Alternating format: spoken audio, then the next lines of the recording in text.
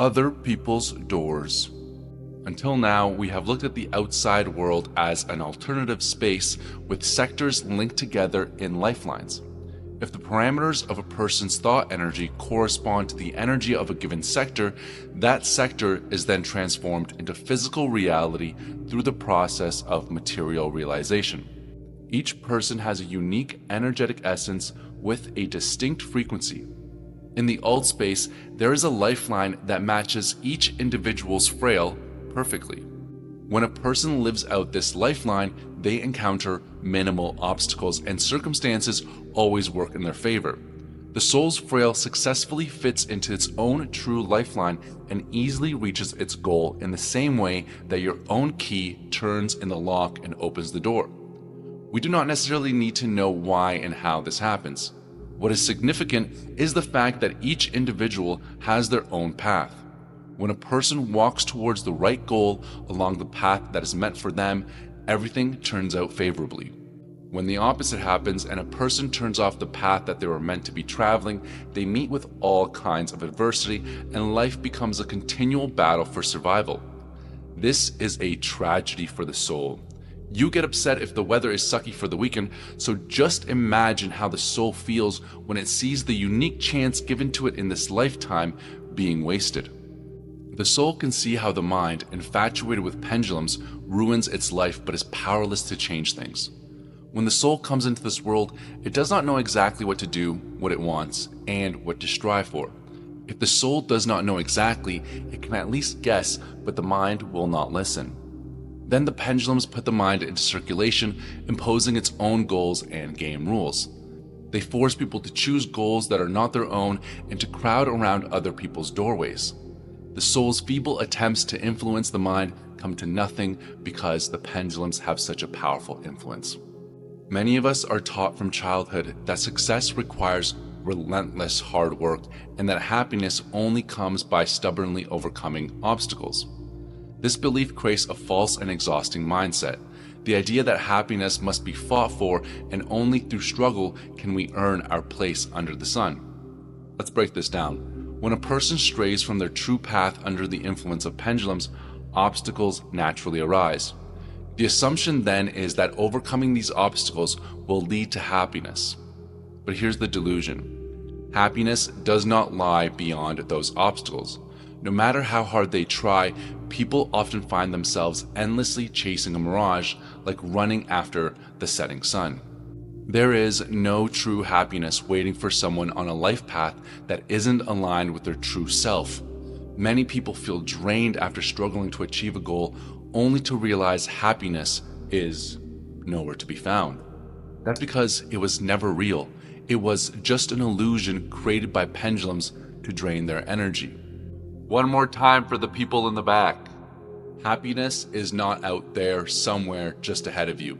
It is either in your current lifeline right here, right now, or it is nowhere to be found at all. What does happiness look like in the transurfing model? Maybe it's something that arrives when you've attained your true goal. If you guessed that, you would have guessed wrong, unfortunately. Happiness is what you experience on the journey towards your own goal, on the path through your own door. This is where you'll experience your most happiest lifeline, where obstacles are overcome easily and the work doesn't feel burdensome. Your goal is something that gives you real pleasure, something that gives a feeling of joy, a feeling of a feast of life. Your door is the path towards your goal on which you feel fascinated and inspired.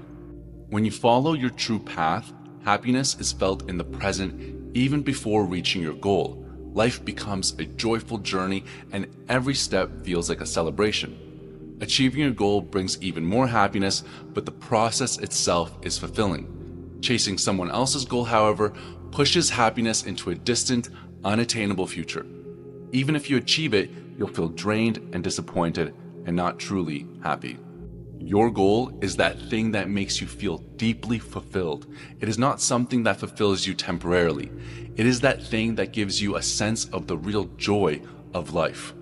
Your personal door represents your journeying along the path towards your goal, experienced with passion and inspiration. It is not necessarily that everything comes easily, But when you're using your own door, you don't feel depleted. On the contrary, you feel energized.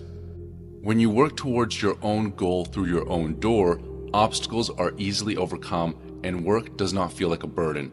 If you're making maximum effort to achieve your goal but left feeling uninspired and fatigued, either the goal is not meant for you or you're banging on the wrong door. We're now going to go over some key features of foreign goals in order to be aware of what to watch out for. First of all, a foreign goal feels like a burden, something that you should do rather than what you truly want. If your goal feels forced or obligatory, let it go. A genuine goal excites and energizes you. You won't need to convince yourself to pursue it. Foreign goals, however, come with endless obstacles and constant struggle, fueled by the belief that hard work will eventually bring success.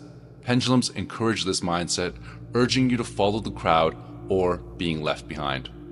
Foreign goals often feel prestigious or desirable but are designed to pull you away from your true path. Pendulums create illusions of success by showcasing others' achievements, tempting you to mimic them. Yet true success comes from following your own unique path, not copying others. Only your soul knows the right way for you. Foreign goals also seem enticing because they feel unattainable. Humans are drawn to the forbidden, a tendency that's rooted in childhood when desires often went unmet. Just as children may lose interest in a long-sought toy once they have it, adults can chase toys they don't really want. For example, someone with no natural talent for singing might obsess over it simply because others can sing and they feel that they should be able to as well. When evaluating a goal, ask yourself, do I genuinely want this, or do I just enjoy the idea of wanting it?